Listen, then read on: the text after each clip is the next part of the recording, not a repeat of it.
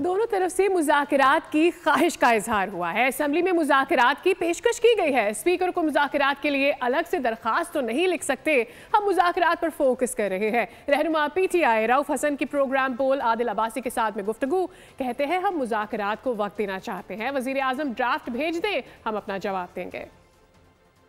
जो पार्लियामेंट के फ्लोर के ऊपर हुआ है, दोनों तरफ से लोगों ने अच्छी स्पीचेस की हैं, मुज़ाकरात की ख्वाहिश का इजहार किया है, दोनों तरफ से हुआ है और वो रिकॉर्डेड है।